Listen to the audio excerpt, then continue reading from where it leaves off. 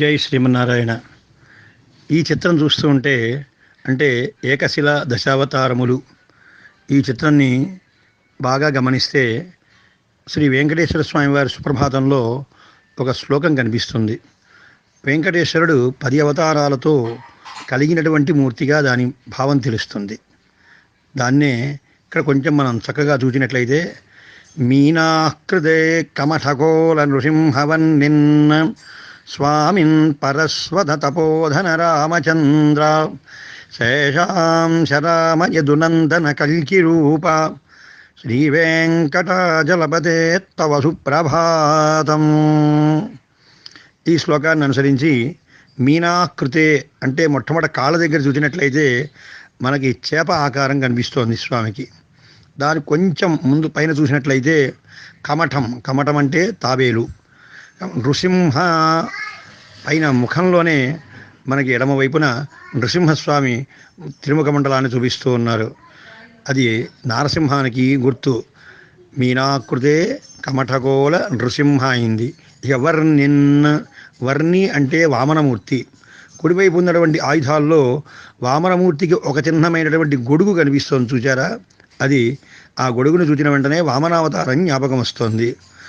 స్వామిన్ పరస్వధ తపోధన రామచంద్ర. తర్వాత అది పరశు అంటే గొడ్డలి. అది ధరించినటువంటి వాడు పరశురాముడు.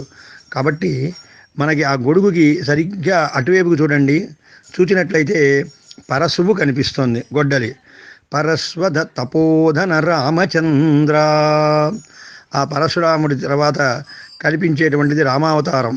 ఆ రామావతారానికి గుర్తుగా గొడుగు కింద చేతిలో మనకి బాణం కనిపిస్తుంది. అలాగనే శేషాంశం రాముడు అంటే బలరాముడు. ఆ బలరామునికి గుర్తుగా కింద నాగలి ఉంది. గద ఇటువైపు ఉంటే గదకి అటువైపుగా మరొక చేతిలో చూడండి, స్వామి దగ్గర నాగలి కనిపిస్తుంది.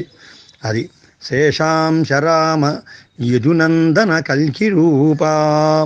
యదునందన అంటే కృష్ణ పరమాత్మ. కృష్ణ పరమాత్మకి ప్రతీకగా ఆ ముఖముల పైన కిరీటం పైన నెమలి పింఛములు కనిపిస్తున్నాయి. ఆ నెమలి పింఛములు బట్టి ఈయన కృష్ణుడే అనవచ్చు. యదునందన కల్కి రూప. కల్కి అవతారానికి గుర్తుగా ఇటువైపు నాగలి పైన ఉన్నటువంటి చేతిలో ఒక ఖడ్గం కనిపిస్తోంది. అది కల్కి అవతారానికి ప్రతీక. ఇవన్నీ కలిగినటువంటి వాడు కలియుగంలో మనకి శ్రీ వెంకటేశ్వరుడిగా లభిస్తున్నాడు అని శ్రీ వెంకటేశ్వర స్వామి వారి అవతారం మధ్యలో ప్రాయస్వ చరణౌ పుంసాం శరణ్యత్వేన పాణిన కృపయా దిశతే శ్రీమద్ వెంకటేశాయ మంగళం అని అన్నట్లుగా తన అమోఘమైనటువంటి హస్తాలతో తనని ఆశ్రయించమని చెప్తున్నటువంటి వాడు స్వామి.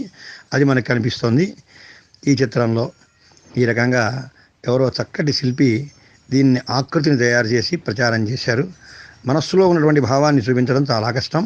చాలా చక్కగా ఇది నిర్వహింపజేశారు. జై శ్రీమన్నారాయణ. అడియన్ కులశేఖరదాస.